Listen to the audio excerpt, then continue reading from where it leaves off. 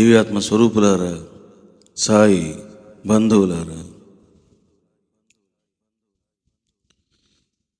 రాధాకృష్ణమాయి యొక్క నాట్య కౌశల్యం ఏమిటో, ఆమె యొక్క నిర్భయత్వం ఏమిటో,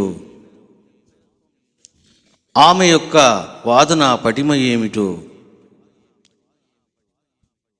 ఆమె ఏ విధంగా పండరీపురం దేవాలయంలో అద్భుతంగా నాట్యం చేసిందో ఇవన్నీ మీరు శ్రవణం చేశారు.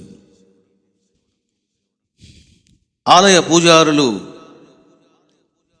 నీ ఒక విధవరాలువు, ఈ విధంగా నాట్యం చేసి నీవు ఈ దేవాలయాన్ని భ్రష్టు పట్టించావు, అపవిత్రం చేశావు, సాంప్రదాయానికి విరుద్ధంగా ప్రవర్తించావు అని వాళ్ళు అజ్ఞానంతో మూర్ఖత్వంతో మాట్లాడినప్పుడు రాధాకృష్ణమాయి ఎలాంటి సమాధానం చెప్పిందో, ఎంత ఘాటుగా చెప్పిందో అవన్నీ కూడా నిన్న క్లాసులో మీరు శ్రవణం చేశారు.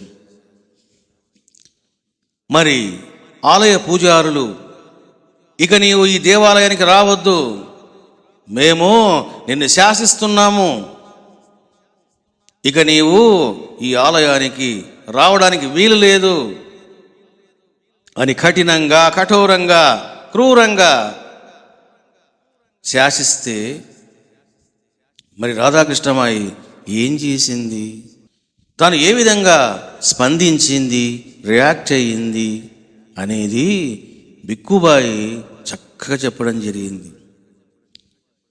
ఎప్పుడైతే ఈ విధంగా జరిగిందో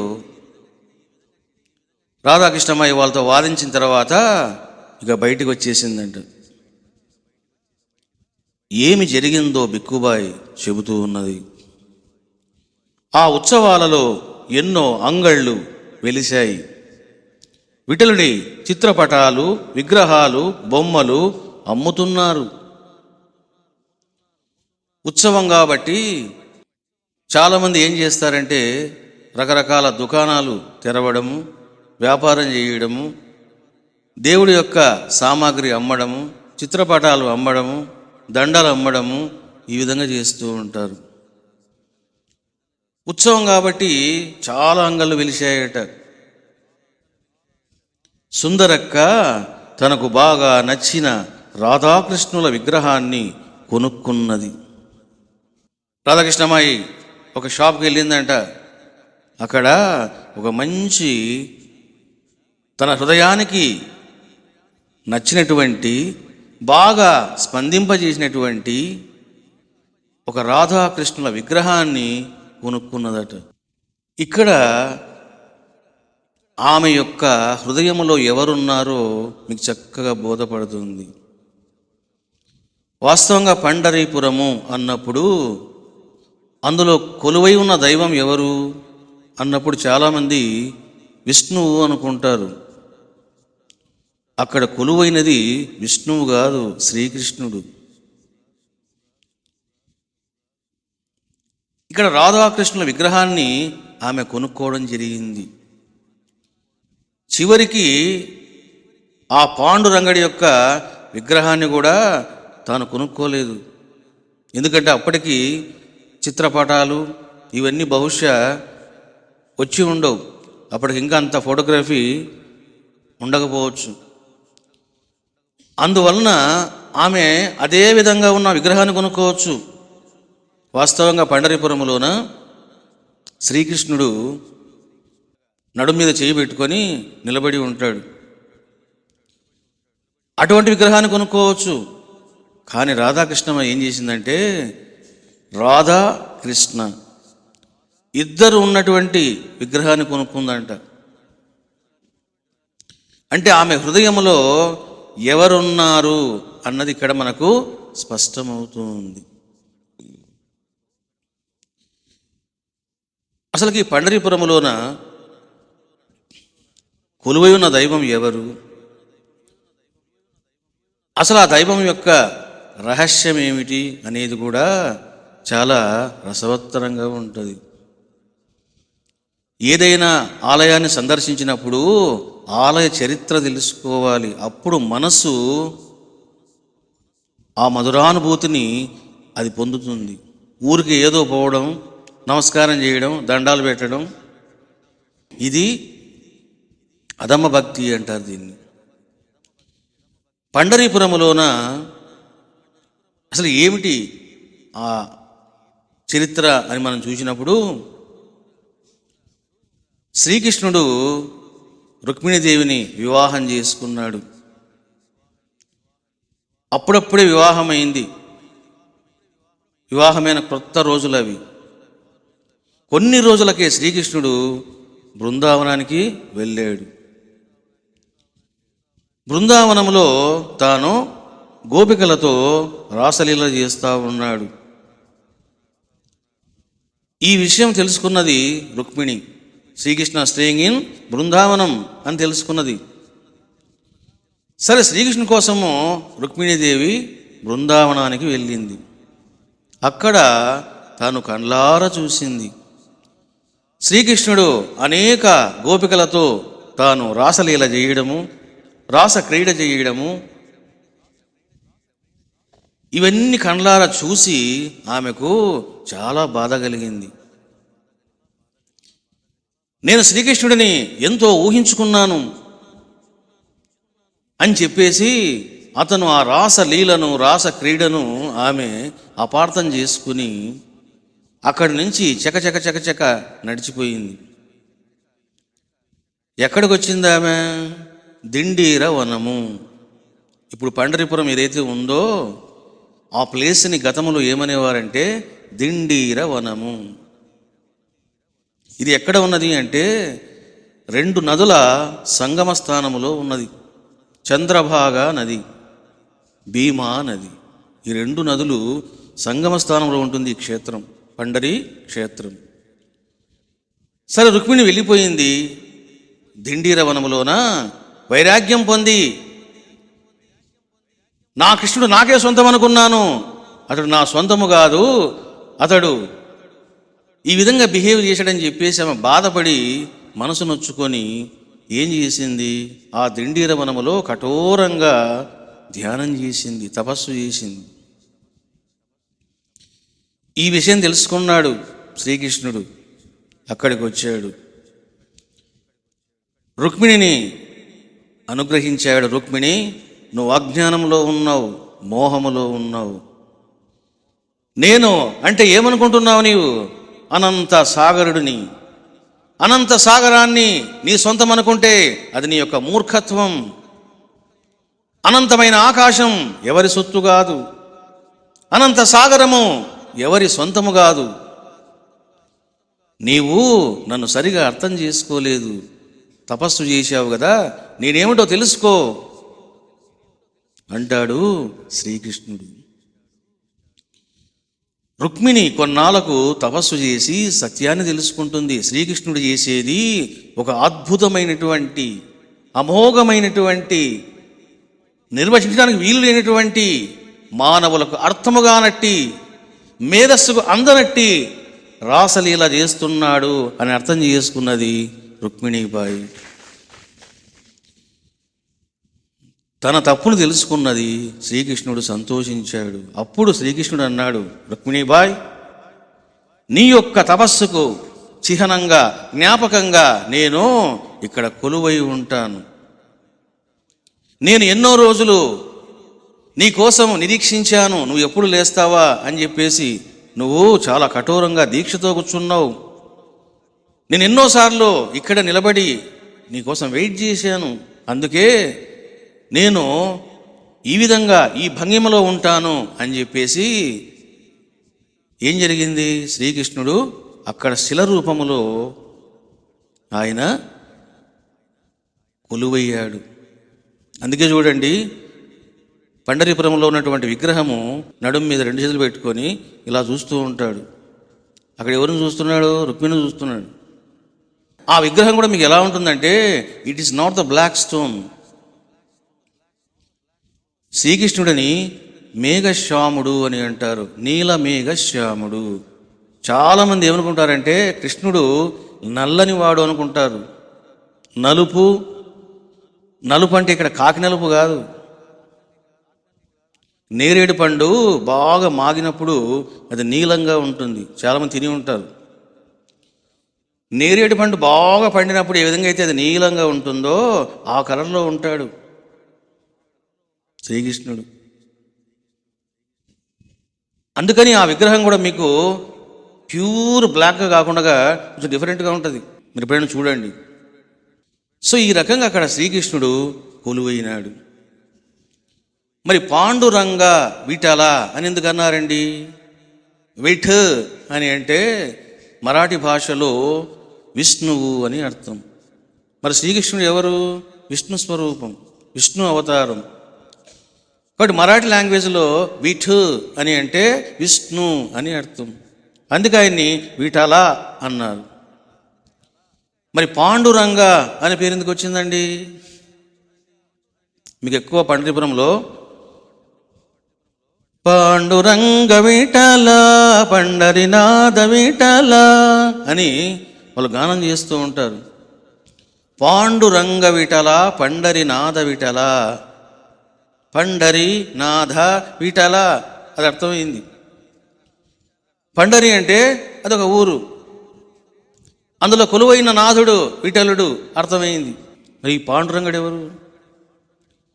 పాండు అంటే మరాఠీ లాంగ్వేజ్లో తెలుపు అని అర్థం. రంగా అంటే వర్ణము అని అర్థం. తెలుపు వర్ణము. మరి ఏమైనా సంబంధం ఉందా కృష్ణుడికి? తెలుపు వర్ణము కలిగినటువంటి వాడు పాండురంగ అని అంటే. మరి ఇదేమిటండి అని అంటే, పండరి క్షేత్రం ఏర్పడక ముందు అక్కడ ఏమున్నది అంటే ఒక శివాలయం ఉండేదట. అది ఒక ప్రసిద్ధమైనటువంటి శివాలయం, సనాతనంగా పురాతనంగా. శివుడు ఎలా ఉంటాడు? తెల్లని వర్ణంలో ఉంటాడు. సద్యోజాత, సద్యోజాతుడు వైట్ కలర్లో ఉంటాడు. అందువల్ల పాండురంగ పాండురంగ అని పిలిచేవారు. అదే స్పాట్లోనే, అదే క్షేత్రములోనే ఈ విఠలుడు కూడా, కృష్ణుడు కూడా కొలువై ఉండడం జరిగింది. అందువల్ల పాండురంగ విఠల అంటే శివక్షేత్రములో వెలిసిన శ్రీకృష్ణుడు అని దాని యొక్క అర్థం. ఇది కథ. అక్కడ పాండురంగ విఠల పండరినాథ విఠల. శివక్షేత్రములో వెలిసినటువంటి ఓ శ్రీకృష్ణ పరమాత్మ, పండరీపురములో వెలిసినటువంటి ఓ విష్ణు స్వరూప అని దాని యొక్క అర్థం. సరే, రాధాకృష్ణుల విగ్రహాన్ని తీసుకున్నది. నేను మీకు ఎందుకు ఇవన్నీ చెబుతున్నానంటే, కట్టా కొట్టా తెచ్చా, వచ్చింది పాడింది చచ్చింది అంటే ఏమర్థమవుతుంది? ప్రతి అక్షరములో రహస్యం ఉంటుంది, ప్రతి వాక్యములో రహస్యం ఉంటుంది. అందుకే మీకు డీటెయిల్డ్గా వెళ్తా ఉన్నా. పండరీపురము, ఆ క్షేత్రము, అక్కడ ఎవరున్నారు, దైవం ఎవరు, ఏమిటి, మూలము, ఇవన్నీ తెలుసుకోవాలి. సరే, రాధాకృష్ణ విగ్రహాన్ని తీసుకుంది. ఇక తాను అలా వస్తూ ఉన్నదట. అలా వస్తూ రాధాకృష్ణమాయి బిక్కుబాయితో ఇలా అన్నదట, బిక్కు, నా రాధాకృష్ణుడు నా వద్ద ఉంటాడు, ఎప్పుడు పద అన్నదంట. కాబట్టి రాధాకృష్ణమాయి అంటుంది, నా రాధాకృష్ణుడు నా వద్దనే ఉంటాడు, ఇక నీవు పద అని చెప్పేసి ఇంటికి వెళ్తా ఉన్నారు. ఆనాటి నుండి అక్క ఆ విగ్రహాన్ని తన పూజా మందిరములో ప్రతిష్ఠించుకొని పూజించుకుంటున్నది బాబాయ్ గారు అన్నది. కాబట్టి ఎప్పుడైతే ఈ గొడవ జరిగిందో అయిపోయింది. ఇంక దేవాలయం నుండి విడిపడుతూ అదే దేవాలయం నుండి బయట రాధాకృష్ణ విగ్రహాన్ని తీసుకున్నది. ఇక ఈ రాధాకృష్ణుడు నా వద్దనే ఉంటాడు అని చెప్పేసి ఆ విగ్రహాన్ని తీసుకొని వెళ్ళి పూజా మందిరంలో స్థాపించుకొని తాను పూజలు చేసేదంట చక్కగా. రాధాకృష్ణమాయి ఏమి చేసినా ఆమె వెనకాల ఒక ఆదర్శమూర్తి ఉన్నది. ఎవరామె? మీరాబాయి. మీరాబాయి కూడా సేమ్ ఇదే విధంగా ఒక కంచు విగ్రహాన్ని, రాధాకృష్ణమాయి ఏ విగ్రహం కొనుక్కుందో మనకు ప్రమాణం లేదు, విగ్రహం అని రాశారు. అది మళ్ళీ మట్టి విగ్రహమా, అది ఎలాంటి విగ్రహం అన్నది మనకు ప్రామాణికం లేదు. కానీ మీరాబాయి మాత్రం కంచు విగ్రహాన్ని ఆరాధించేది. ఆ కంచు విగ్రహం ముందే తాను ఇదిగో పాటలు పాడేది, పూజలు చేసేది, ఆ విగ్రహం ముందు కూర్చొని ధ్యానం చేసేది. ఆ కృష్ణ విగ్రహాన్ని అలా చూస్తూ తాను శ్రీకృష్ణుని చింతన చేసేదంట మీరాబాయి. ఇవన్నీ తాను చదువుకున్నది.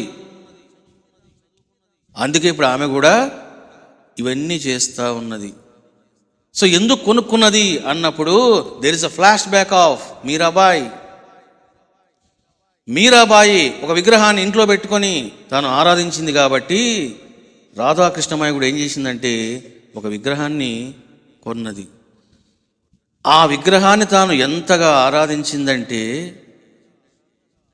ఎక్కడికి వెళ్ళినా కూడా ఆ విగ్రహాన్ని తన చేతిలో పట్టుకునేదంట. చూడండి, ఆమె యొక్క దీక్ష, పట్టుదల సామాన్యమైనవి కావు. చూడండి, ఎవరైనా సరే విగ్రహారాధన చేస్తారు అంటే ఏం చేస్తారు? పూజ చేస్తారు, వాళ్ళ పనులు వాళ్ళు చేసుకుంటారు. ఈమె ఎట్లా కాదు, పూజామందిరంలో పెట్టింది, పూజలు చేస్తూ ఉన్నది. ఎక్కడికైనా పోతే ఏం చేస్తుంది? ఆ విగ్రహాన్ని చేతులు పట్టుకొని పోతుందంట. అందుకే మీకు షిరిడీలో ఉండేటప్పుడు కూడా రాధాకృష్ణమాయి తాను ఎక్కువగా ఆ రాధాకృష్ణ విగ్రహాన్ని చేతిలో పెట్టుకోవడము, అలా చూస్తూ ఉండడము, ధ్యానించడము, ఏదో మాట్లాడుకోవడము, ఇవన్నీ చేసేదట. భోజనం చేసేటప్పుడు కృష్ణునికి తినిపిస్తున్నట్లు అలా చూపించడము, తాను తినడము, ఆ విగ్రహానికి అందంగా అలంకరించడము, శోభాయమానంగా చేయడము, ఇవన్నీ చేసేదంట రాధాకృష్ణమాయి. ఇక్కడ బిక్కుబాయి చెబుతుంది, అక్క తన పూజా మందిరములో విగ్రహాన్ని ఆ విధంగా ఉంచి పూజించేది అని చెప్పడం జరిగింది. తలుపులు వేసి ఆ విగ్రహం ముందే నాట్యం చేసేది. ఇదిగో మీరాబాయి కూడా ఇలాగే చేసేది. విగ్రహం ముందు అద్భుతంగా నాట్యం చేసేదంట మీరాబాయి. ఇక అక్కడ ఎవ్వరూ ఉండనిచ్చేది కాదట. విగ్రహం ముందు అలా పెట్టుకునేదంట. తాను పరవశించి కృష్ణుని ముందు నాట్యం చేసేదంట మీరాబాయి. కాబట్టి విగ్రహం పెట్టుకోవడము, డ్యాన్స్ వేయడము, ఈ రెండు కృత్యములు ఎక్కడివి అంటే మీరాబాయివి. ఈమె కూడా అదే విధంగా చేస్తూ ఉన్నది. చూశారా, భక్తి అనేది ఊరికే రాదు. సిద్ధ గురువుల యొక్క జీవితాలను శ్రవణం చేస్తే సంప్రాప్తమవుతుంది అన్నది సత్యం.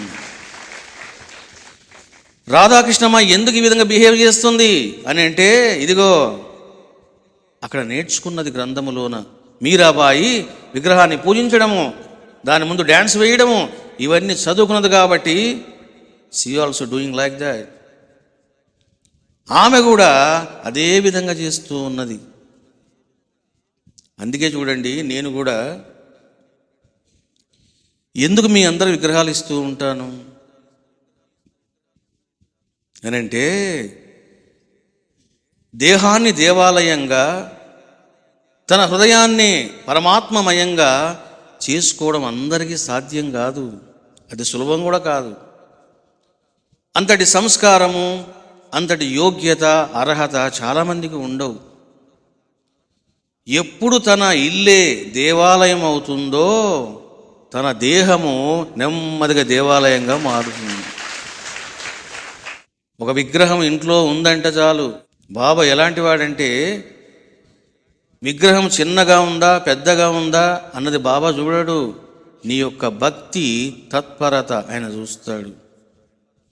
నీ ప్రేమ గనక నిష్కామంగా, నిస్వార్థంగా, దివ్య ప్రేమతో నిండుగా ఉన్నదా, పొంగిపోతాడు. నువ్వు ఏమి చేస్తూ ఉంటావో అవన్నీ రిసీవ్ చేసుకుంటూ ఉంటాడు. ఆయన నవ్వుతూ ఉంటాడు, కానీ నువ్వు చూడలేవు. నువ్వేమి ఏడుస్తూ ఉంటావు. ఆయన సంతోషిస్తూ ఉంటాడు, దాన్ని నువ్వు పసిగట్టలేవు. కాబట్టి ఇక్కడ రాధాకృష్ణమాయికి ఎన్నో పరిణామాలు, నూతన మార్పులు జరుగుతూ ఉన్నాయి. ఈ దేవాలయానికి నువ్వు రావద్దు అని దేవాలయం నుండి శాసించారే కానీ పాండురంగడి నుండి శాసించగలుగుతారా? వాళ్ళ తారతరం కూడా కాదు. ఎందుకు అని అంటే ఆమె గుండెల్లోనే ఉన్నాడు పండరీనాథుడు. అందుకే రాధాకృష్ణమ్మ ఏమన్నది, ఇక పాండురంగడు ఈ దేవాలయంలోనే కొలువై ఉంటాడని నేను అనుకోవడం లేదు. మీ యొక్క అవినీతి, మీ యొక్క కుళ్ళు, మీ యొక్క దుర్గుణాలు, మీ యొక్క కుసంస్కారాలు ఇన్ని పెట్టుకొని ఆయన ఎలా ఉంటాడు అని చెప్పేసి ఆమె ఏం చేసింది, విగ్రహాన్ని తీసుకొని వచ్చి పూజా మందిరంలో పెట్టుకొని తాను పూజలు చేసేదట. బిక్కుబాయ్ ఇంకా చెప్తూ ఉంది, సరే ఒక విగ్రహం కొన్నది, పూజా మందిరంలో పెట్టుకున్నది, దేవాలయానికి వెళ్ళడం మానుకున్నది. నెక్స్ట్ వాట్ ఈస్ హ్యాపెన్, మరి ఏం జరిగింది నెక్స్ట్ అన్నప్పుడు బిక్కుబాయి చెబుతూ ఉంది, ఆ సంవత్సరము నుండి పాండురంగని ఉత్సవాల సమయంలో ఊరేగింపు జరిగేటప్పుడు సుందరి అక్క ఇంటి ముందు స్వామిని ఆపటం కానీ ఆమె నైవేద్యం స్వీకరించడం కానీ నిషేధించి ఆమెను వెలివేశారు ఆలయ పెద్దలు. అంతేకాదు, పండరీపురంలోన సాంప్రదాయం ఎలా ఉంటుందంటే వారానికి ఒక రోజు కానీ లేదా ఉత్సవాలలో కానీ పర్వదినాలలో కానీ ఏం చేస్తారంటే ఉత్సవ మూర్తులను పెట్టి కొన్ని ప్లేసులు అలా తిప్పుతారు. ఏ ప్లేసుల్లో ఏ దారిలో వెళ్తూ ఉన్నాడో భగవంతుడు ఆ ఇంటి ముందు ఆపుతారు. వాళ్ళు ఏదో కొబ్బరికాయ కొడతారు, హారతి ఇస్తారు, నైవేద్యం పెడతారు, దక్షిణ ఇస్తారు, వెళ్ళిపోతారు. ఆ వెళ్ళే దారిలో రాధాకృష్ణమ్మ ఇల్లు కూడా ఉంది. ఎన్నోసార్లు అక్కడ ఈ రథాన్ని ఆపేవారు, పల్లకిని. రాధాకృష్ణమ్మ ఎంతో ఆనందంగా పూజలు చేసేది, హారతలు ఇచ్చేది, ఎన్నెన్నో చేసేది. ఇప్పుడు ఏం జరిగింది అంటే ఇదిగో పల్లకిని ఆమె ఇంటి ముందు ఆపడం మానేశారు, నెంబర్ 1. అంతేకాదు, ఆమె నైవేద్యం కూడా తీసుకోవడానికి వీలు లేదు అని చెప్పేసి ఈ 2 కండిషన్స్ పెట్టారంట ఆలయ పెద్దలు. దేవాలయం నుండి వెళ్ళిపోమన్నారు. తర్వాత ఇప్పుడు ఏం చెప్తున్నారు, నువ్వు ప్రసాదం కూడా పెట్టవద్దు, మా దేవుని కూడా చూడొద్దు. చూశారా, ఈ రకంగా బిహేవ్ చేశారు పండరీపురములోను.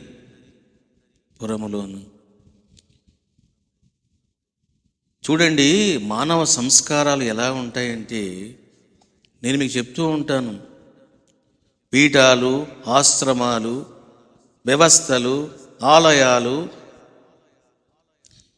అసలు ఇవన్నీ దేనికోసం అని అంటే మానవుడిని మహనీయుడిగా చేయడం కోసం, మనసును పవిత్రం చేయడం కోసం, దుర్గుణాలను నశింపజేసి సద్గుణాలను స్థాపించడం కోసం. కానీ ఏం జరుగుతుందంటే సద్గుణాలు కలగడం కాదు, దుర్గుణాలు ఇంకా పెరిగిపోతాయి. మనసు శుద్ధి కావడం కాదు, ఇంకా వాడు భ్రష్టు పడతాడు. హృదయం ప్రక్షాళనం కావడం కాదు, హృదయం ఇంకా మొద్దుబారిపోతుంది. వాడి హృదయం కఠినత్వంతో, క్రూరత్వముతో, మూర్ఖత్వముతో నిండిపోతుందంట. అంటే ఇంత కఠినంగా ఆమెను శాసించారు. నువ్వు దేవాలయానికి రావడానికి వీలు లేదు, పల్లకి నీ ఇంటి ముందు ఆగదు, నువ్వు నైవేద్యం తెచ్చినా స్వీకరించబడదు అని చెప్పేసి శాసనాలు చేశారంట ఆలయ పూజారులు. అప్పుడు చూడండి రాధాకృష్ణమాయి ఇవన్నీ చూసింది. ఇలా చెప్తుందట రాధాకృష్ణమాయి, బెక్కు, నా నాట్యము నా రాధాకృష్ణుడు ఒక్కడే చూస్తున్నాడు. చూడండి, ఇప్పుడు దేవాలయములోని విగ్రహము నుండి విడిపడి విముక్తురాలై ఒక్క విగ్రహానికి ఇప్పుడు మళ్ళీ బందీ అయిపోయింది రాధాకృష్ణమాయి. ఇది ఒక పరిణామం, ఇది ఒక ఆధ్యాత్మిక మార్పు. ఇప్పుడు ఏమంటుంది Radhakrishnamayi? I don't care the temple and Panduranga also. ఇప్పుడు ఆ రాధాకృష్ణుడు నా దగ్గరే ఉన్నాడు, నా నాట్యము చూస్తున్నాడు అని చెప్పడం జరిగిందంట ఈ యొక్క రాధాకృష్ణ మాయి. కానీ ఎప్పుడో నా జీవితంలో నేను నా పాండురంగనికి 4 ఆరతులు సక్రమంగాను ఎంతో వైభవోపేతంగా జరిగేలా చేస్తాను చూడు అన్నది ఆవేశంగా. చూడండి, వాళ్ళేమో నువ్వు నైవేద్యం కూడా తీసుకొని రామాక స్వీకరించబడదు, నీ ఇంటి ముందు ఉత్సవ పల్లకి ఆగదు, వెళ్ళిపోతుంది అని వాళ్ళు కఠినంగా శాసిస్తే రాధాకృష్ణమాయి అంటుంది, బిక్కుబాయ్ నువ్వు చూస్తూ ఉండు, నేను ఏదో ఒకనాడు 4 ఆరతులు ఈ పండరీపురములోన వైభవంగా జరిగేలా నేను చేస్తాను, పూజలు సక్రమంగా నిర్వహించేలా నేను చేస్తాను అని ఆవేశంగా అన్నదంట రాధాకృష్ణ మాయి. చూడండి, పవిత్రమైనటువంటి ఆవేశము, పవిత్రమైనటువంటి మాట, పవిత్రమైనటువంటి సంకల్పం ఇవి ఊరికనే పోవు. వాళ్ళ నోటి నుంచి ఆ మాట వచ్చిందంటే అది జరిగే తీరుతుంది. అది అనివార్యము, సృష్టి సిద్ధాంతం. అంటే పవిత్రతకు అంతటి విలువ ఉంటుంది, తపో సంపత్తికి అంతటి వాల్యూ ఉంటుంది. మరి ఈ మాటలు అన్నప్పుడు అసలు ఇది సాధ్యమేనా? ఒక వ్యవస్థతో, ఒక ట్రస్టుతో గొడవపడి ఈమె ఆ విధంగా చేయాలంటే అది సాధ్యమేనా? అది సాధ్యమయ్యే పని కాదు. మరి ఆమె మాట్లాడింది ఆవేశపూరితంగా మాట్లాడిందా, లేకపోతే తాను దివ్యావేశముతో మాట్లాడిందా అన్నప్పుడు చూడండి, సంకల్పము ఎంత పవిత్రంగా ఉంటే, ఎంత బలంగా ఉంటే, ఎంత దృఢంగా ఉంటే తప్పకుండా అది సిద్ధిస్తుందంట ఏనాడైనా సరే. ఎప్పుడైతే ఈ మాటలు రాధాకృష్ణమాయి అన్నదో చూడండి, నేను 4 ఆరతులు వైభవంగా నిర్వహించేలా చేస్తాను, పూజలు సక్రమంగా జరిగేలా నేను చేస్తాను అని అన్నదో, ఆ 2 కార్యక్రమాలు రాధాకృష్ణమాయి షిరిడిలో ఆవిష్కరింపజేయడం జరిగింది. చూశారా? కాబట్టి షిరిడిలోన 4 ఆరతులు ప్రవేశపెట్టింది ఎవరు? చెయ్యమని ప్రేరేపించింది ఎవరు? ఆదేశించింది ఎవరు? ప్రణాళికను రూపొందించింది ఎవరు? మూలం ఎవరు? అంటే ఎక్స్క్లూజివ్లీ రాధాకృష్ణమాయి అన్నది సత్యం. అందుకే చూడండి, బాబావారు 1854వ సంవత్సరంలో ఆ మహితాత్ముడు షిరిడి నేలలో కాలు పెడితే ఎప్పుడు బాబాకు హారతలు ఇచ్చారు? పిచ్చి ఫకీరు అని పిచ్చి పెట్టినట్టు మాట్లాడారే కానీ పిచ్చి వాళ్ళలాగా ఆ బాబాను ఎవరు అర్థం చేసుకున్నారు, ఎవరు పూజించినారు? ఈనాడు బాబా బాబా అంటున్నారు, తెలిసింది కాబట్టి. నిన్న మీరు ఎవరైతే చూశారో వాళ్ళ యొక్క తండ్రులు, వాళ్ళు కూడా సక్రమంగా అర్థం చేసుకోలేదు. ఏదో పుణ్యం ఉంది కాబట్టి, బంధం ఉంది కాబట్టి వాళ్ళు ఎక్స్పోజ్ అయ్యారు అంతవరకు. వాళ్ళ జీవితాన్ని స్కాన్ చేస్తే వీళ్ళు కూడా ఇంతేనా అనిపిస్తుంది. అంటే బాబా ఎన్నో మహిమలు లీలలు చేసి చేసి చేసి అలసిపోతే, ఓహో ఏ మహాత్మా హై, ఏ సిద్ధ హై అని అప్పుడు తెలుసుకున్నారు. చూసారా, ఇది మానవ నైజం, స్వభావం. 1854లో బాబా షిరిడిలో కాలు పెడితే 1910 వరకు కూడా, అంటే 64 సంవత్సరాలు బాబాకు ఎవడైనా హారతి ఇచ్చాడా? ఎవ్వడు ఇవ్వలే. ఒక విగ్రహాన్ని పూజించినట్లు ఎవడైనా బాబాను పూజించారా, హారతలు ఇచ్చారా అని అంటే లేదు అన్నది సత్యం. 1907లో రాధాకృష్ణమాయి వచ్చిన తర్వాత 3 సంవత్సరాలలో ఆమె అన్నీ అబ్జర్వ్ చేసింది. ఈ షిరిడిలోని మానవులు, భక్తులు ఎలా ఉన్నారు, ఎంత దౌర్భాగ్యంగా ఉన్నారు, ఎంత నీచంగా ఉన్నారు, ఎంత కఠినంగా ఉన్నారు, వాళ్ళల్లో ఉత్తములు ఎలా ఉన్నారు, వాళ్ళు ఎవరు, బాబా సన్నిధిలో ఉంటూ వాళ్ళు ఏమేమి చేస్తూ ఉన్నారు, దేనికోసం వాళ్ళు బాబాను సేవిస్తూ ఉన్నారు అని అన్నీ చూసింది. బాబా యొక్క సిద్ధత్వం ఏమిటో, మహిమ ఏమిటో, లీలలు ఏమిటో, ఆయన మహత్యం ఏమిటో, ఆయన గొప్పతనము ఏమిటో, ఇతర మహాత్ములకు బాబాకున్న భేదము ఏమిటో, ఇవన్నీ ఆమె చూసింది. బాబాను అంచనా వేసింది, తూకం వేసింది. షీ డిసైడెడ్, ఈ భూప్రపంచంలోనే ఇటువంటి సిద్ధ గురువు లేనే లేడు అని ఆమె అర్థం చేసుకున్నది. చూడండి, ఈ లోకములోన అనేక మంది సిద్ధ గురువులు అవతరించారు. ఎందరో మహర్షులు ఉన్నారు, ఎందరో మునీశ్వరులు ఉన్నారు, ఎందరో యోగీశ్వరులు ఉన్నారు. నేను అంటున్నాను, మరి బాబా కూడా ఉన్నాడు. డిఫరెన్స్ ఉందా లేదా అని అంటే, బాబాకున్నటువంటి సిద్ధత్వము కానీ, సిద్ధత్వం యొక్క పూర్ణత్వము కానీ ఏ మహర్షికి లేదు, ఏ మునీశ్వరుడికి లేదు, ఏ యోగీశ్వరుడికి లేదు అన్నది సత్యం. ప్రతి ప్రాణిలో నేను ఉన్నాను అని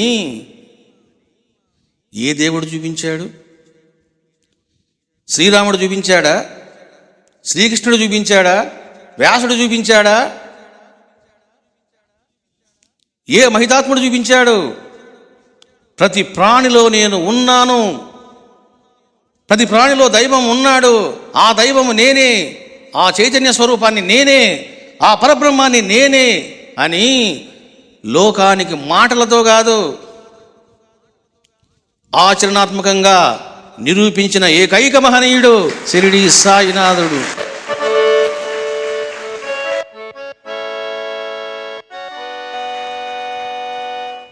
చూశారా, ఇటువంటి మహితాత్ముడతడు. నా దేహము సర్వదేవతల నిలయము, సర్వ గురువుల ఆలంబనము అని నిరూపించిన ఏకైక యతీశ్వరుడు షిరిడి సాయినాథుడు. చూశారా, అందుకే నేను ఏం పాట పాడాను?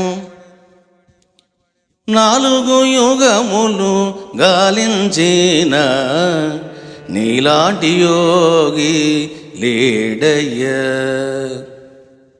కేవలం ఈ భూలోకం కాదు, యు టేక్ ఎనీ యుగా,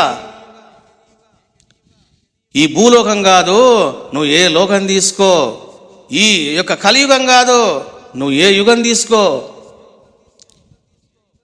కృతయుగం తీసుకుంటావా, త్రేతాయుగం తీసుకుంటావా, ద్వాపర యుగం తీసుకుంటావా, కలియుగం తీసుకుంటావా? సాయి ముందు నిలబడమను, సాయితో తూకం వేయమను. సాయికి సరి సమానంగా ఏ మహితాత్ముడు లేడు అన్నది ఇది సత్యం. ఎందుకంటే ఎందరో మహర్షుల జీవితాల్ని నేను శ్రవణం చేశాను, స్కాన్ చేశాను. అసలు ఎవడైనా ఒక్కడైనా ఉన్నాడని చూశాను, ఒక్కడు లేడు అన్నది సర్వశాస్త్రాల, పురాణాల, ఇతిహాసాల, స్మృతుల సారాంశం. చూశారా, మరి ఇటువంటి గురువును ఎలా పూజించాలి, ఎలా సేవించాలి, ఎలా భావించాలి, నువ్వు ఏ విధంగా ఆరాధించాలి అని ఎవరికైనా అర్థమైందా? ఎవ్వడికి అర్థం కాలేదు. అర్థం చేసుకునేవాడే అర్థం చేసుకుంటాడు, జ్ఞానిని జ్ఞానే గ్రహిస్తాడు అని రమణ మహర్షి అన్నట్లు బాబా యొక్క మహత్యేమిటో, సిద్ధత్వం ఏమిటో, ఆయన యొక్క పవిత్రత ఏమిటో, బాబా యొక్క పూర్ణత్వం ఏమిటో రాధాకృష్ణమై పసిగట్టింది. అరే రే రే రే రే రే ఇన్ని రోజులు నేను నా శ్రీకృష్ణుడే చాలా గొప్ప అనుకున్నాను. చూసారా, this is the secret of Radhakrishnamayi life. ఎందుకు రాధాకృష్ణమాయి బాబాను పట్టుకున్నది? నెంబర్ 1, సరే అందరూ పట్టుకుంటారు. ఎంతో ప్రేమించింది. ఎంతగా ప్రేమించింది తెలుసునా? తాను ఎన్నో సంవత్సరాలు ప్రేమించినటువంటి రాధాకృష్ణుని కూడా పక్కన పెట్టింది రాధాకృష్ణమాయి. అది ఆమె యొక్క సాయి భక్తి, గురుభక్తి. ఆమె అర్థం చేసుకున్నది ఏమని? అరే రే రే రే రే కృష్ణుని గురించి నేను విన్నాను, కృష్ణుని మహిమలు తెలుసుకున్నాను, లీలలు తెలుసుకున్నాను.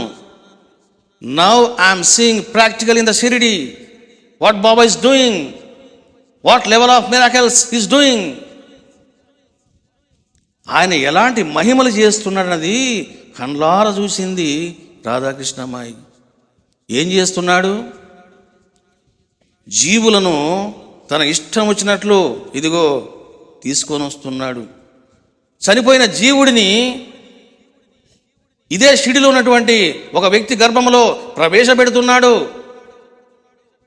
నేను చెప్తూ ఉన్నాను, జీవుడిని చనిపోయినటువంటి ఒక ఆత్మను తీసుకొని వచ్చి ఈ జన్మలోన మళ్ళీ పుట్టించడము అనేది రాముడు చేశాడా, వ్యాసుడు చేశాడా, ఏ మహర్షి చేశాడు? అది కేవలం షిరిడి సాయినాథుడు చేశాడు. బాబాను దాదా కేల్కర్ యొక్క బంధువు బాబు అన్నటువంటి కుర్రవాడు ఉన్నాడు. ఆ కుర్రవాడు పెళ్లి చేసుకున్నాడు, బాబా సేవ చేస్తున్నాడు. ఏం జరిగింది? చచ్చిపోయినాడు. బోరున ఏడ్చారు. బాబాను అందరూ అపార్థం చేసుకున్నారు, నిందించారు కూడా. ఆ బాబు అంత సేవ చేశాడు, ఈ సాయిబాబా ఏం చేశాడు అని చెప్పేసి అందరూ నోటికొచ్చినట్లు మాట్లాడినారు. మరి బాబా ఏం చేశాడు తెలుసునా?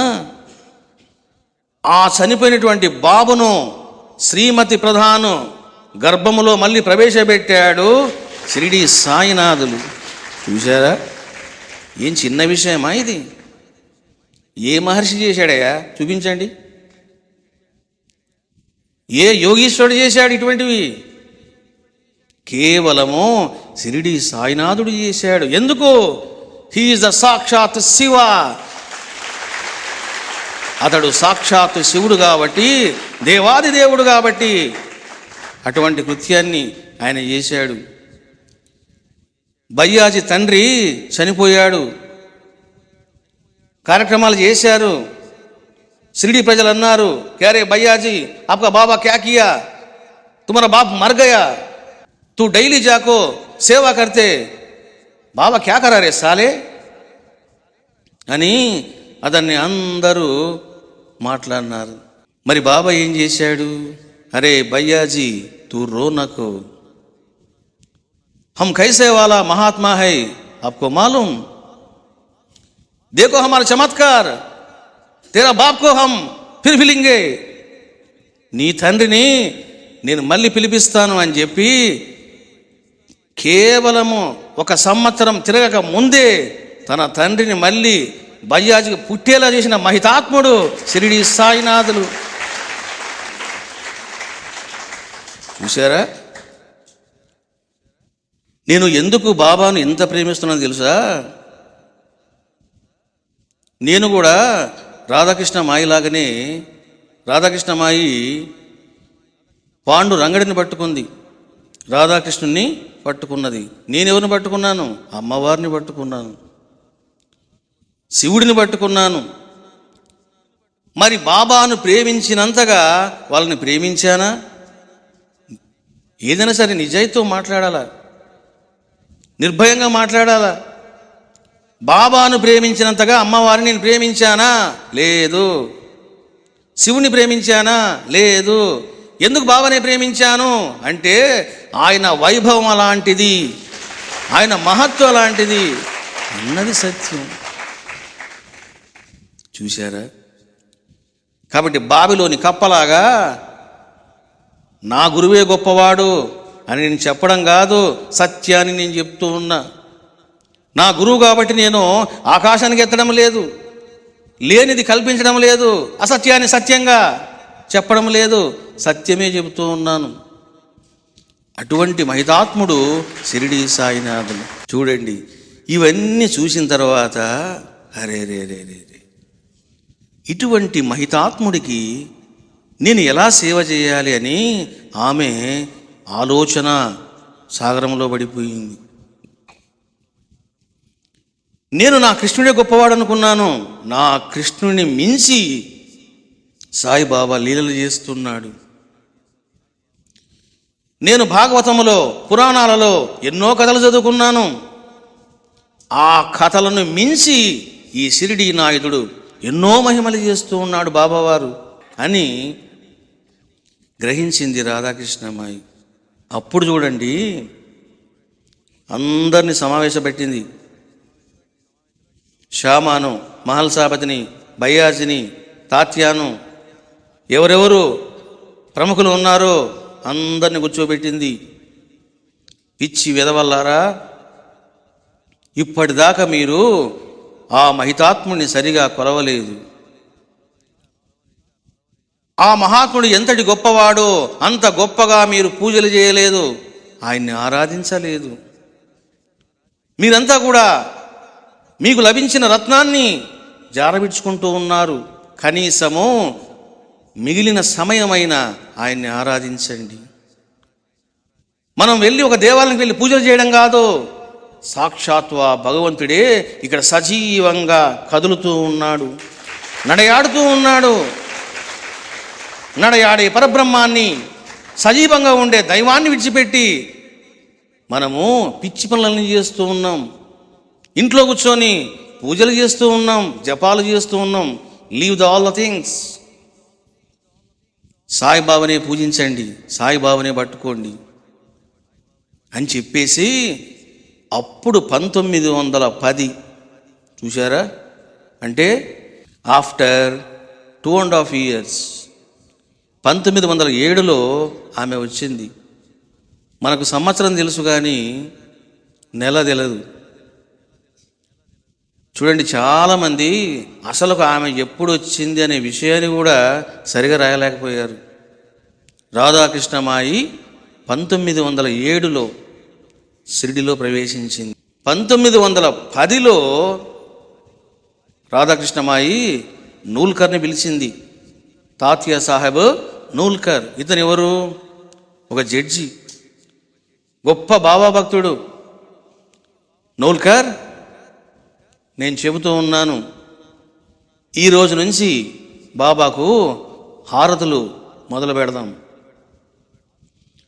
పండరీపురములో ఏ విధంగా అయితే పండరీనాథుడికి 4 హారతులు జరుగుతాయో ఆ విధంగా ఈ రోజు నుంచి షిరిడీలో షిరిడీ సాయినాథునికి హారతులు జరగాలి అని చెప్పి మొట్టమొదటిసారిగా తాత్యా సాహెబ్ నూల్కర్ చేత హారతి ఇప్పించింది ఈ యొక్క రాధాకృష్ణ మాయి.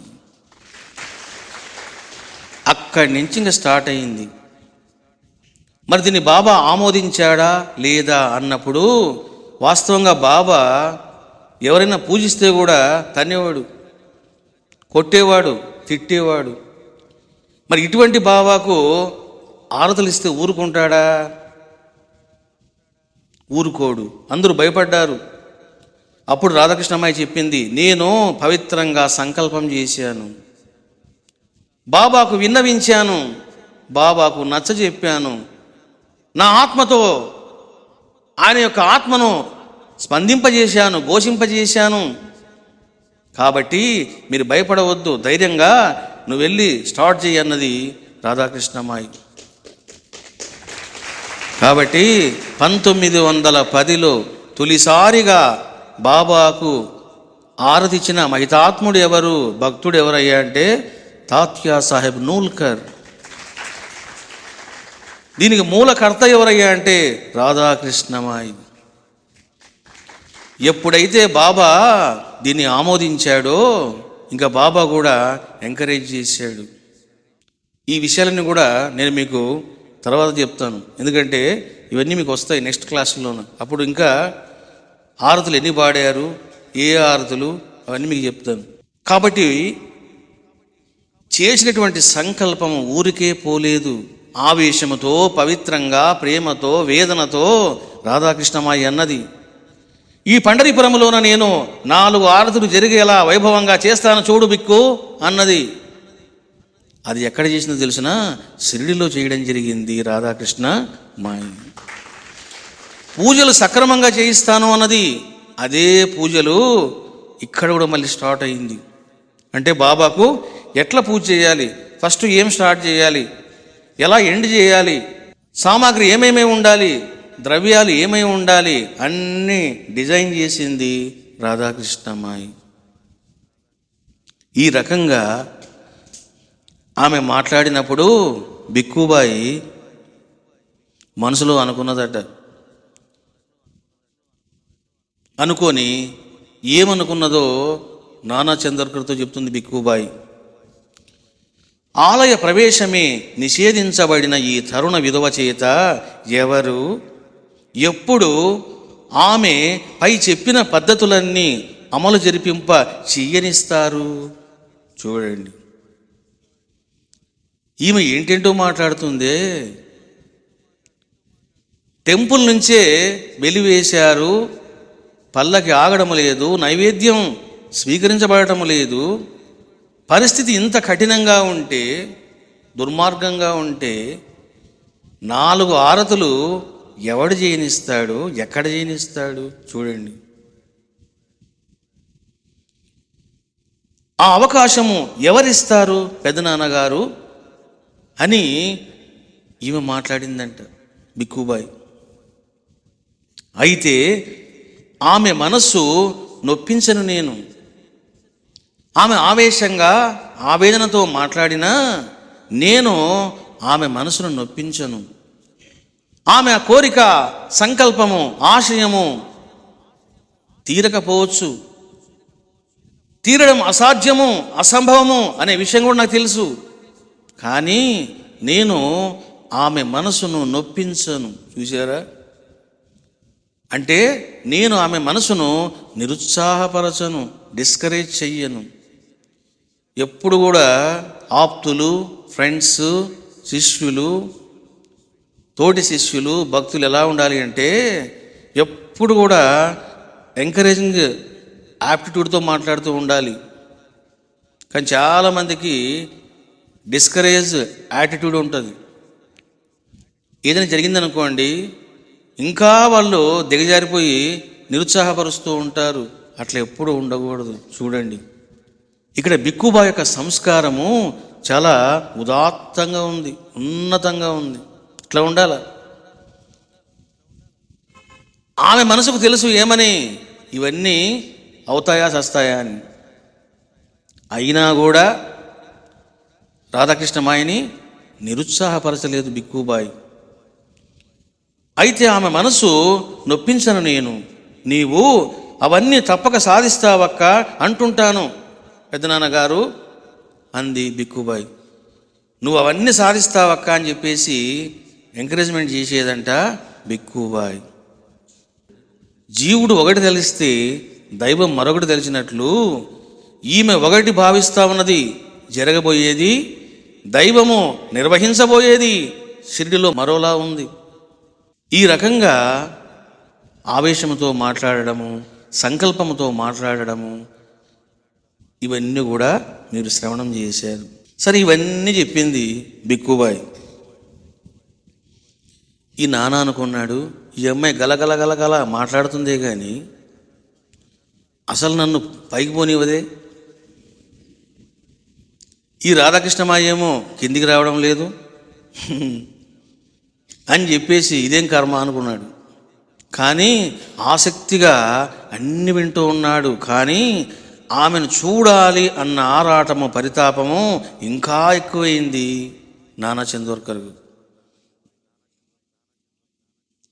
అప్పుడు చూడండి నాన్న అన్నాడంట, అమ్మా బిక్కుబాయ్, సుందరీబాయిని చూస్తాను, కాదు సుందరీబాయిను దర్శిస్తానమ్మా, నాకు ఆమెను చూపించమ్మా అన్నాడంట నానా చందోర్కర్. చూడండి, ఇక్కడనే ఆమె యొక్క దివ్యత్వం ఏమిటో చూశారా? ఇంకా నానా చందోర్కరు రాధాకృష్ణమాయిని ఇంకా చూడలేదు. Without seeing her he saying, ఆమెను చూడకుండానే చెప్తున్నాడు. ఏమని? నేను ఆమెను చూస్తాను అని ముందు అని ఏమంటున్నాడు? కాదు నేను దర్శిస్తాను. చూడడం వేరు, దర్శించడం వేరు. చూడడము అనేది సాధారణమైనటువంటి కర్మ, దర్శించడం అనేది దైవిక కర్మ, శ్రేష్ఠ కర్మ. అంటే నానా చందోర్కర్ కూడా ఎంతగా ఫీల్ అయ్యాడు. రాధాకృష్ణమాయి యొక్క సంస్కారం ఏమిటో, గుణాలు ఏమిటో ఎంతగా తాను మెచ్చుకున్నాడు.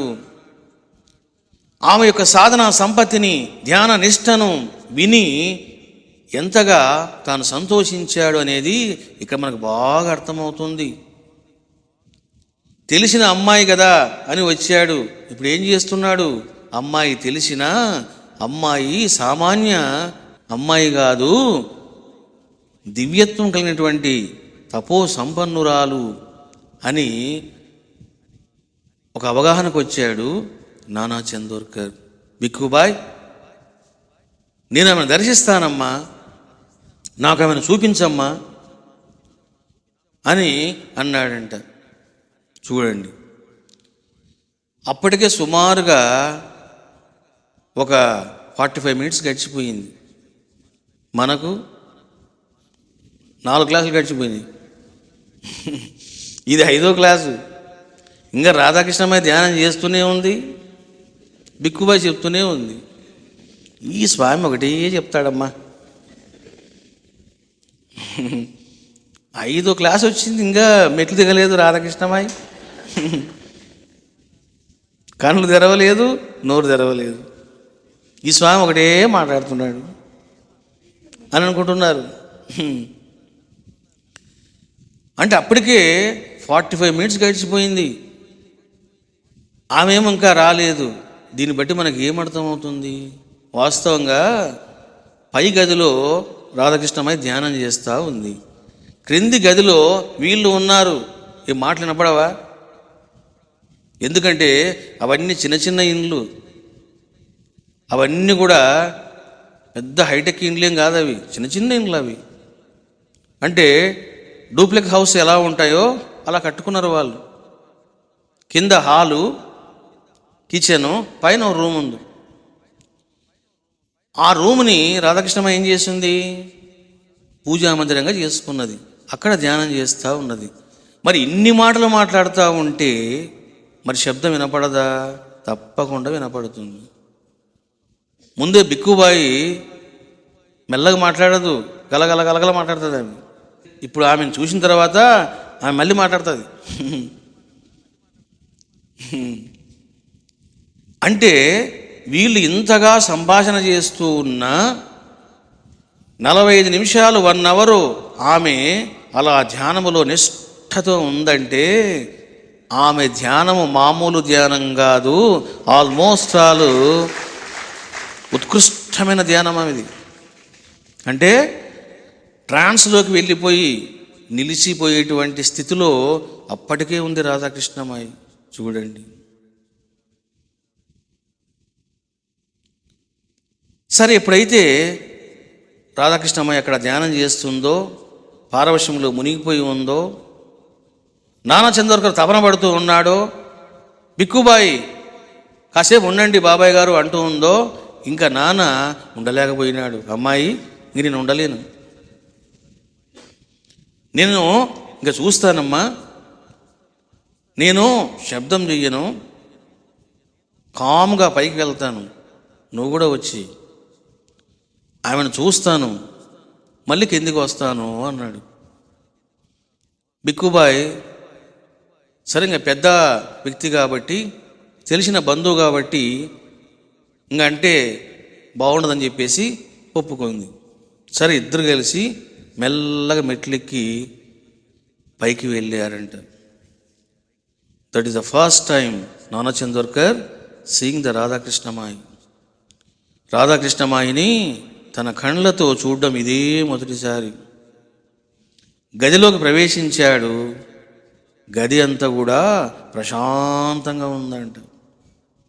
తెల్ల చీర కట్టుకొని, మెడలో తులసి మాల ధరించి, జుట్టు విరబూసుకొని, ఆ పైన ఆమె ముసుగు వేసుకొని, అపర మీరాబాయ అపర రాధన అన్నట్లు ఆసీనురాలై ధ్యాన నిష్టలో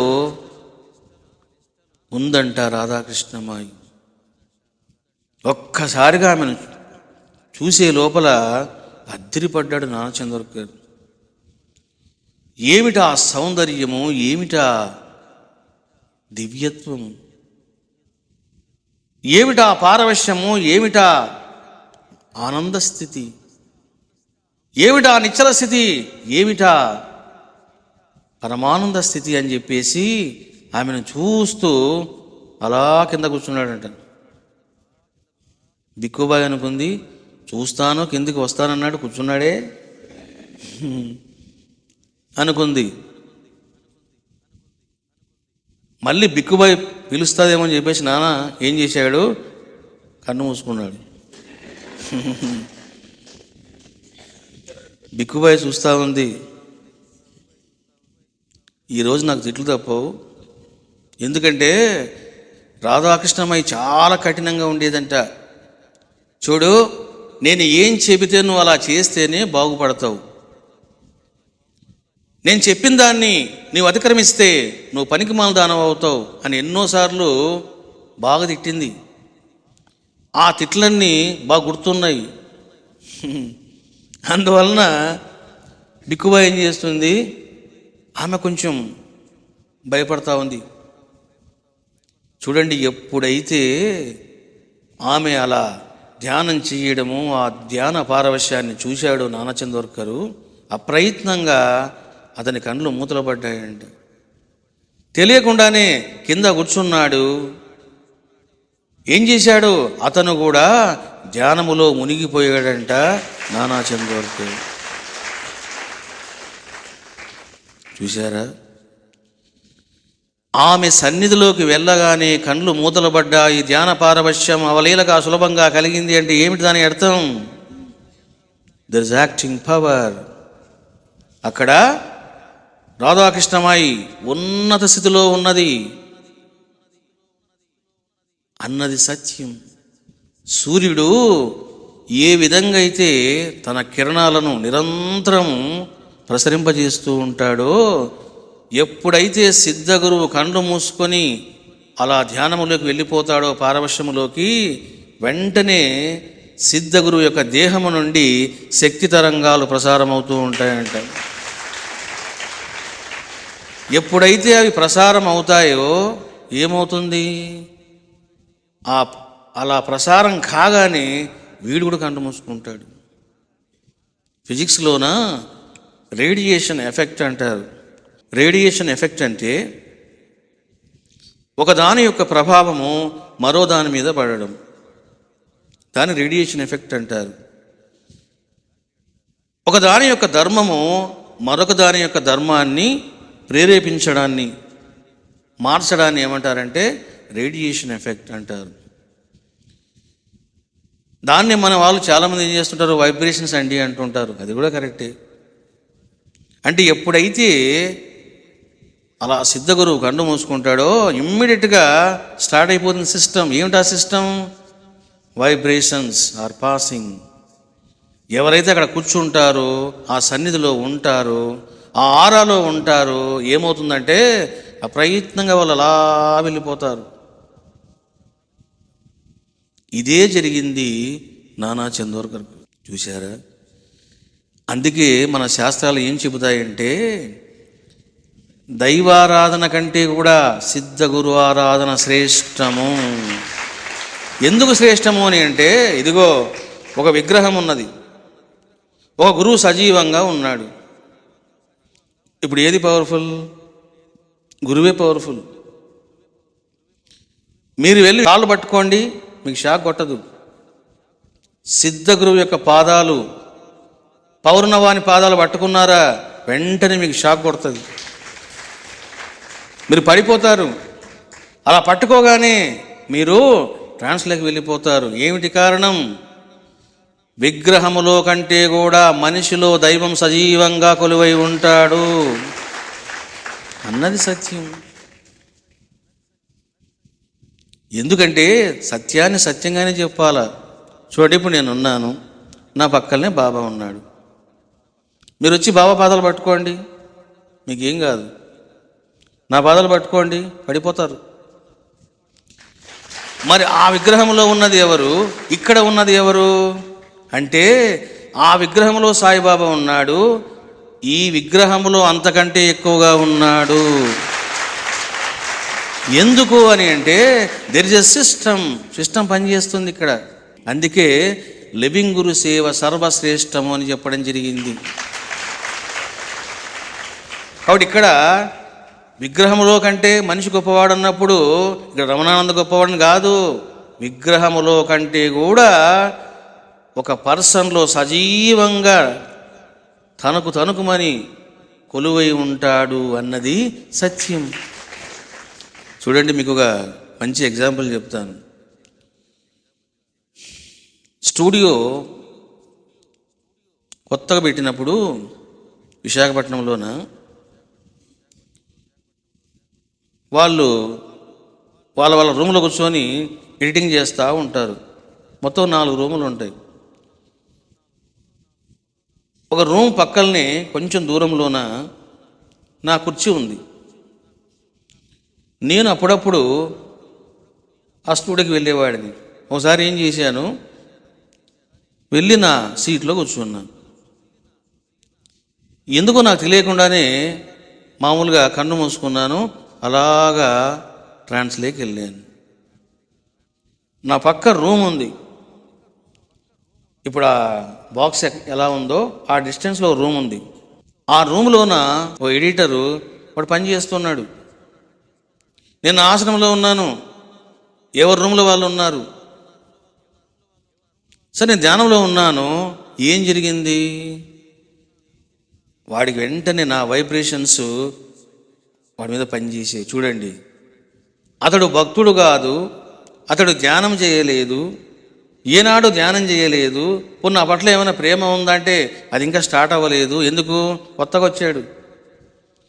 అబ్బాయికి అటువంటి ఆధ్యాత్మిక జీవితం అంటే పెద్ద ఇంట్రెస్ట్ లేదు. ఇవన్నీ చాలా క్వాలిటీస్ ఉన్నాయి. ఏం జరిగిందంటే నా వైబ్రేషన్స్ అలా వెళ్ళిపోయినాయి.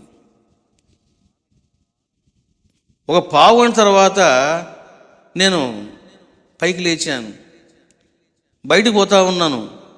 పోతూ ఇలా చూశాను, ఇంకేముంది, కుర్చీలో ఉన్నవాడు కూర్చోకుండగా కింద పడిపోయాడు. కింద పడిపోయి అలా పడిపోయి ఉన్నాడు.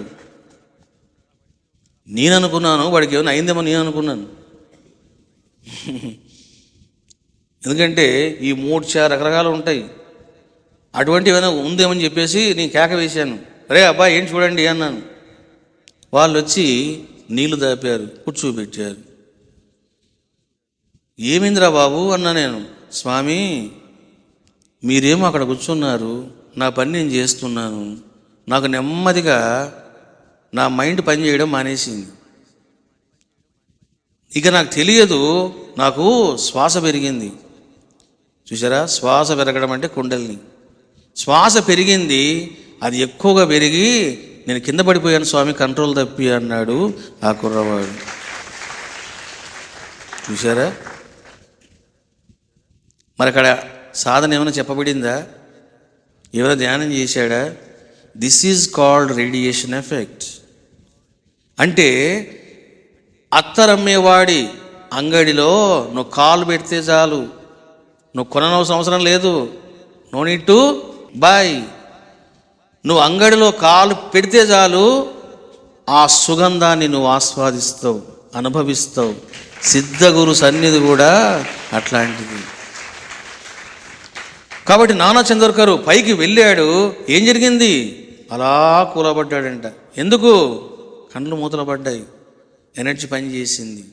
అంటే దీన్ని బట్టి రాధాకృష్ణమాయి అప్పటికే మంచి ధ్యాన పారవశ్యంలో ఉండేటువంటి శక్తి ఆమెకు వచ్చింది అన్నది సత్యం, అందులో ఇంకా డౌటే లేదు. ఈ రకంగా నానా చందోర్కర్ రాధాకృష్ణమాయిని చూడడము జరిగింది. సరే, అతను అలా కూర్చున్నాడు. ఎక్కుబాయి వచ్చింది. ఆమె ఏం చేసింది? పక్కన కూర్చున్నది. ఆమె ఒక పావుగంట చూసింది. ఈమె అనుకుంది ఆమె ధ్యానం నుంచి ఇంక బయటికి రాలేదు, ఈయన కూర్చున్నాడు అని చెప్పేసి ఆమె ఎదురు చూస్తూ ఉంది. నెమ్మదిగా అలా కొట్టి, బాబాయ్ గారు పదండి పదండి అని సైగ చేసిందంట. అప్పుడు చూడండి నాన్న అన్నాడంట, అమ్మా నన్ను డిస్టర్బ్ చేయొద్దు, నా జీవితంలో ఇప్పటిదాకా నేను ఇటువంటి ఆనందాన్ని, ప్రశాంతతను అనుభవించలేదు. నేను ఎన్నెన్నో సంఘర్షణలతో, బాధలతో, టెన్షన్స్తో ఉన్నాను. అటువంటిది ఈరోజు నేను అన్నీ మర్చిపోయి ప్రశాంతంగా ఉన్నాను అని చెప్పేసి నెమ్మదిగా చెప్పాడంట. మరి ఇంత సంభాషణ చెప్తూ ఉన్నా మళ్ళీ ఆమె లేచిందా? లెగలేదు. చూసారా? ఎప్పుడు డీప్ మెడిటేషన్కి వెళ్తామో నిన్ను నీవు మర్చిపోతావు. నిన్ను నీవు మర్చిపోవడమే పూర్ణ ధ్యానం. 70% మర్చిపోవడము, 80% మర్చిపోవడము, 90% మర్చిపోవడము, 99% మర్చిపోవడం కూడా పూర్ణ ధ్యానం కాదు. పూర్తిగా నిన్ను నీవు మర్చిపోవాలి. చాలామంది చూడండి ఒక 40% వెళ్తారు, నేనంతా మర్చిపోయానండి అనుకుంటూ ఉంటారు. అది పూర్ణ ధ్యానం కాదు. ఇంకొంతమంది ఏం చేస్తుంటారంటే సెమీ అవస్థకి వెళ్తూ ఉంటారు. అంటే కొంతమంది అటు నిద్రావస్థ కాకుండా, ఇటు ధ్యానావస్థ కాకుండా, సమాధి స్థితి కాకుండా మధ్యలో స్థితిలోకి వెళ్తూ ఉంటారు. అది నిద్ర కాదు, సమాధి కాదు. అక్కడ కూడా మర్చిపోయి అలా ఉంటారు. అప్పుడు వాళ్ళకి మెలకు వస్తుంది, అబ్బా ఎంత బాగా మర్చిపోయినాను. నువ్వు మర్చిపోలేదు, నిద్రపోయినావు.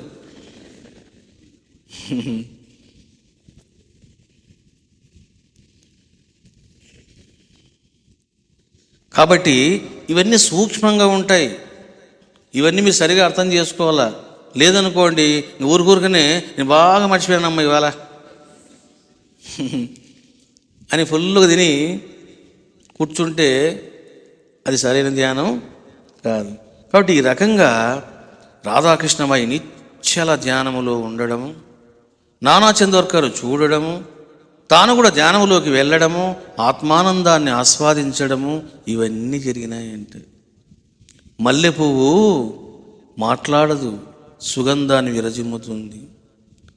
సిద్ధగురువు కూడా మాట్లాడవలసిన అవసరం లేదు, ఆయన నుంచి తరంగాలు వస్తూనే ఉంటాయి. అవి పనిచేస్తున్నప్పుడు పక్కవాడు కూడా ధ్యానంలోకి వెళ్ళిపోతాడు. అంటే అటువంటి ధ్యానావస్థను సాధించాలి ఎవరైనా సరే. అందుకే చూడండి వేమన అంటాడు, నీ ధ్యాన స్థితి, జ్ఞానావస్థ ఎలా ఉండాలి అన్నది వేమన చెబుతాడు. మోహన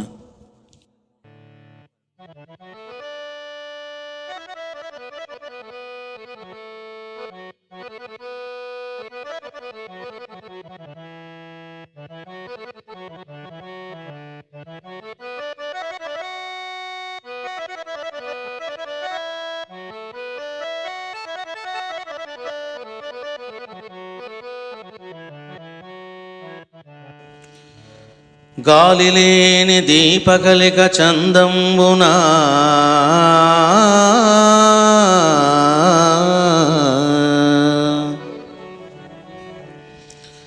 అలలు సుల్లు లేని జలది భంగి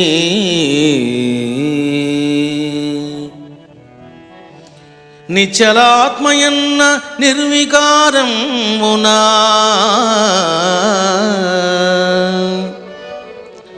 నుండెనేని పండితుండు వేమా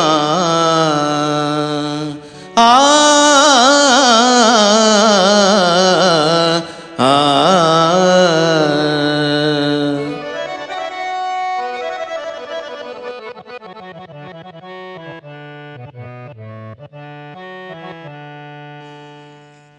ధ్యానం అంటే ఎలా ఉండాలో, దాని స్వరూపము ఏ విధంగా ఉండాలో వేమన చెబుతూ ఉన్నాడు. గాలి లేని దీపకలిక చందంబునా